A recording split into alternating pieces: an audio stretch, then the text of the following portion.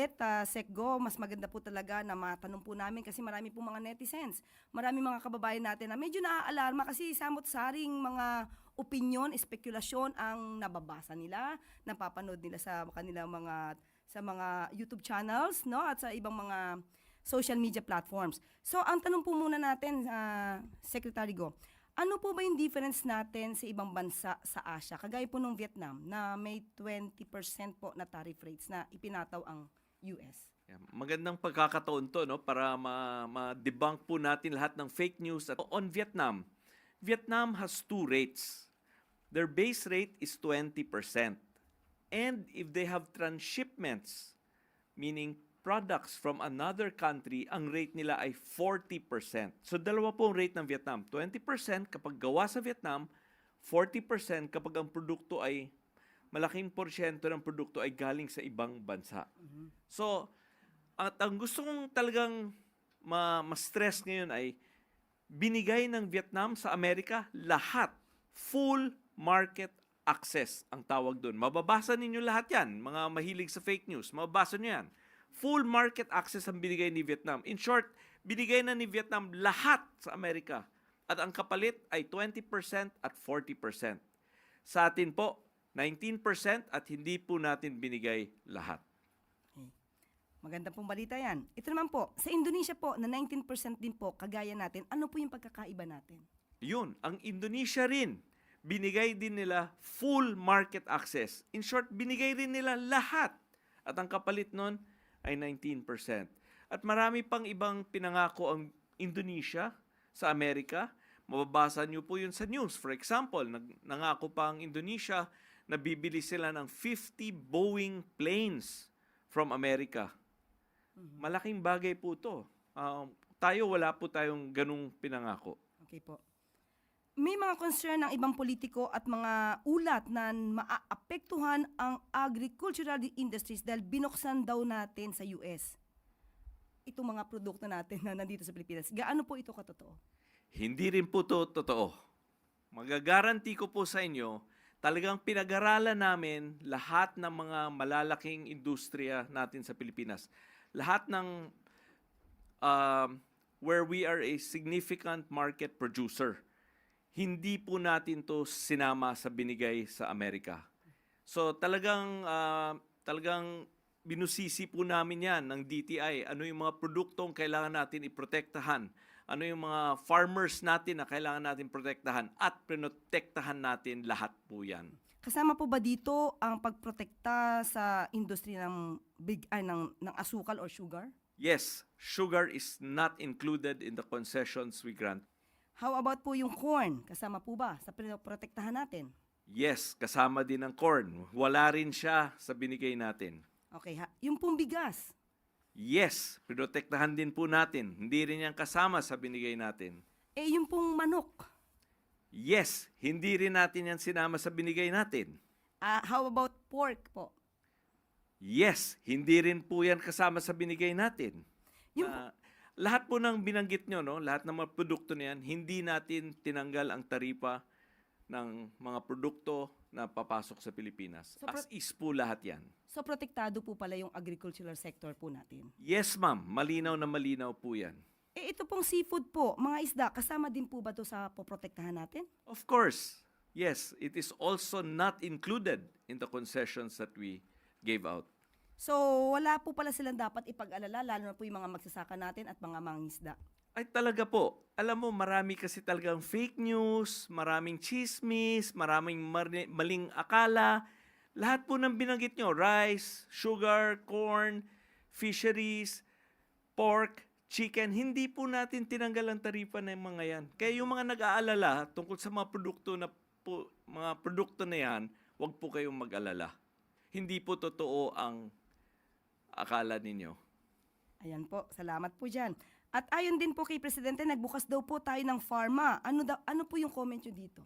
Maganda po yan. Talagang sadya namin tiningnan yan dahil kapag mas maraming suppliers tayo ng pharma, mahal po ang gamot sa Pilipinas eh. Kapag pinasok po natin yan na may taripa, mas mahal pa po ang presyo ng gamot.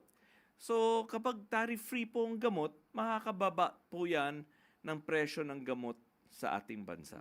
Kaya pala sumang-ayon na 0% na tariff para sa mga gamot para marami din po makanabang na mga kababayan natin. Yes, para makatulong sa ating mga lahat ng Pilipino.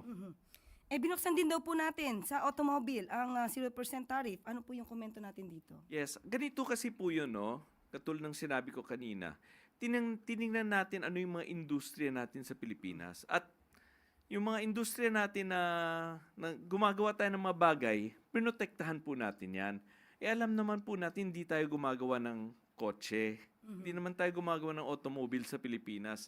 So by opening the automotive or car sector to the US, wala po tayong sinaktan dito sa atin. So wala maaapektuhan dito sa atin. Yan talagang Oo. punto namin. Ang maraming akala na, ewan ko kung anong mga inaakala nila na maraming masasaktan dito sa Pilipinas. Hindi po, kasi ang mga sectors na inopen natin, wala tayong masasaktan na industriya dito. Yun hindi natin pinoproduce. Yes po. Yes po. Or we produce in very, very, very, very little quantity. Ayan. Yun po to sa soy at sa wheat. Ayun din po. Oo, bakit po? Yun din po. Following the same principles po. Hindi naman tayo gumagawa ng soya dito. Hindi naman po tayo gumagawa ng wheat dito. Kaya mabilis tong buksan. Yeah, so ano same pong pakinabang? pareho yung prinsipyo po. Pagka pinasok po at 0% tariff po yung wheat and soy, sino po yung makikinabang? Unang-una po, ang wheat, bababa po ang presyo ng mga pandesal, ng mga tinapay sa Pilipinas, no? Ang soya naman po, ito po ang feed material po ng ating mga pork, Baboy? mga baboy, mga manok. Ito po yung tsaka po yung mga isda. Ito po yung feeds na kinakain po ng mga hayop that we produce domestically. Mas makakatulong pa rin po pala. Ay, sa syempre mga po. magsasaka, sa mga mangingisda natin. Yes, ma'am. Yung mga pinapapasok natin na walang taripa ay ang purpose po nun ay baba ang presyo ng bilihin sa Pilipinas. So pag nagpasok tayo ng gamot, for example, na walang taripa, mumura ang gamot. Pag nagpasok tayo ng feeds dito na mura, mumura din ang presyo ng baboy, presyo ng manok, presyo ng isda. Ganun po yun. So ang pinapapasok natin ang mga pagbaba ng presyo ng mga bilihin. Opo. Ayan. Maliban po sa tariff cut, ano pa po ba ang nakuha natin sa US trip ni Pangulong Marcos Jr.? Nabanggit na po ni Presidente na nakakuha pa tayo ng suporta ng Luzon Economic Corridor. May additional po yatang mga $15 million na ibibigay ang Amerika sa atin. Tapos po sa mga mga private meetings din po, maraming private meetings po si Presidente. He met over 10 companies and organizations from the United States sa biyahe niya. Okay, maganda rin po pala ang nag-idulot ng US trip na to ng Pangulo.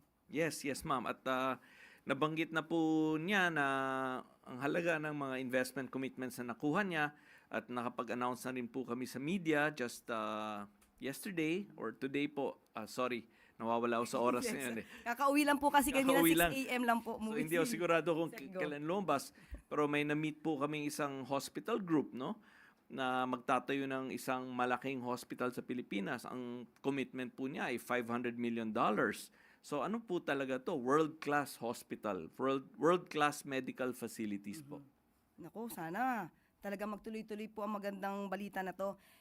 Sekgo, sa mga private business meetings naman po, ano po ba yung nakuha natin? Maliban po, yan na po ba yun? Or Marami meron pa po tayong ibang nakausap. Nakausap rin po natin si Cerberus. Sila po yung nakabili ng shipyard sa Subic na ngayon may Hyundai shipbuilding facility na tinatayo dyan. Ang good news po doon ay ang Hyundai, originally ang opening po nila ay next year, 2026. May good news sila sa amin na they believe makaka-open sila ng fourth quarter of this year. At ang Cerberus rin po ay tumitingin sa mga iba't ibang mga businesses katulad ng energy, logistics sa Pilipinas, and nag-iisip sila mag-invest ng mga 10 to 15 billion pesos po sa Pilipinas. Na-meet rin po ni Pangulo ang I Squared ito po si I-Squared, ang dami lang negosyo po sa Pilipinas, pero ang gusto nilang palakihin po ay yung LNG, liquefied gas, at cold storage facilities po dito sa Pilipinas. At na-meet rin po ni Pangulo ang GIP na nag-iisip po mag-invest ng napakalaking halaga sa infrastructure dito sa Pilipinas. Ito naman po mula kay Ivan Mayrina, Secgo. The 19% tariff that Trump announced is an increase from what percentage? Or is this a totally new tax? So from zero, yun po yung tanong po Ang ni Ivan. 19 po na to, before we went to the US, it was at 20%. So with our trip, napababa po to ni Pangulo from 20% to 19%. Okay, ito pa po, mula naman po kay Jean Mangalus ng Philippine Star. While President Marcos has dubbed the 1% reduction on tariff rates as a success, many are calling this, sabi nyo nga po, may mga fake news, many are calling this as an unfair deal since we would open several markets to the US. Pero paano na-explain nyo na rin po? Pero sige po, ano po, what's your reaction po on this? Yeah. Okay, unang-una po ay hindi naman kasi talaga po to deal, no? Kaya pinaliwanag ko sa umpisa po na hindi naman to isang tarifa na bilateral discussion or multilateral discussion. Unilateral po ito. Talagang inimpose lang po ito ng Amerika sa atin at sa buong mundo. At hindi lang po sa atin. Sa buong mundo niya po ito ginawa. Kasama na ang European Union, kasama na po ang Japan, Korea, Mexico, Canada, China. Lahat po ito inimposean niya ng tariff.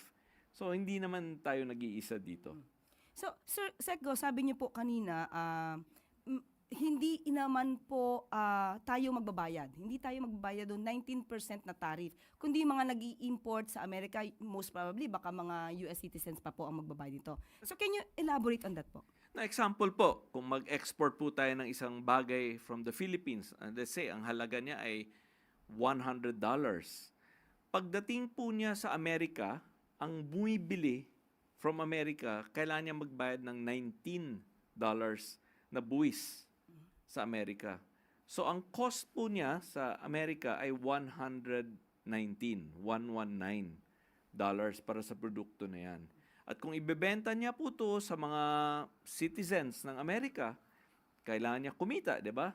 So, dati, siguro kung nabili niya sa atin ng 100, bebenta niya sa customer niya ng 120, ngayon po, cost niya 119, siguro kailangan niya ibenta sa customers niya 150 na or 140 na. So, in the end, ang magbabayad po nitong tarifa na to ay yung mamamayan ng Amerika. Yung consumer dun sa Amerika. Consumer po doon ang magbabayad. So, kapag ganun po tumaas ang presyo, halimbawa ng produkto ng Pilipinas, tataas sa Amerika, so mas lalo tayo dapat maging competitive para kahit medyo mahal, ay talagang i-grab pa rin nila yung produkto ng Pilipinas. Yes, in a way, you can say that. Pero ang merong ang kasabihan kung tayo lang linagyan ng taripa, totoo ang sinabi mo. Pero kung linagyan din ng taripa yung buong mundo, edi pantay-pantay lang po lahat. So sir, ang ibig sabihin nito, since ang pinakamababa sa Asian is Singapore. Yes, at 10%, yes. Pero since sabi nyo kanina, wala tayo masyadong binigay na concession sa US. Kumbaga, talagang pinaglaban din ng Pangulo yung mga karapatan ng mga magsasaka natin, mga mangingisda natin, at iba mga industriya dito. So, ang lumalabas ba? Parang second best tayo sa Singapore. We're really second best at 19%. At 19, kasi after Singapore at 10%, tayo na yung pangalawang pinakamababa. Pero syempre, meron din tayong binigay sa Amerika, no, as concessions. However, talagang pinag-defend natin, pinagprotektahan natin yung mga importanteng mga sectors dito sa Pilipinas. At sa mga naririnig ko in the last few weeks, ang concerns talaga ay revolving around mga agrikultura, di ba? At talaga naman protektahan namin yan. So, never was there a moment na yung mga sectors na concerned sila ay binigay natin. Never natin po yan binigay. If you have personal knowledge po, Secgo, bakit tinawag na tough negotiator? Medyo nahihirapan bang magkaroon ng negosasyon with Pangulong Marcos? Kasi medyo ayaw niya ibigay to, kailangan ipaglaban to. May ganun po ba? Comment po yan ni President Trump. Ine-echo ko lang po yung sinabi niya. Mm-mm. O yun po. At ito pa po, mula kay Alexis Romero. Parang nasagot nyo na rin po kanina. But anyway, banggitin ko na rin po. Ambassador Romualdez says the trade negotiations will continue.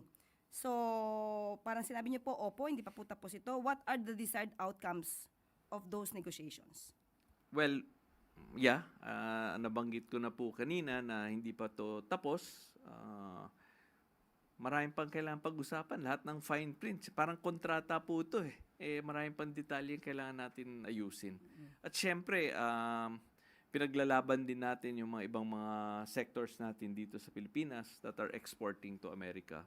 Syempre, hihingi tayo na sana mapagbigyan na ng pabor ang mga export industries natin.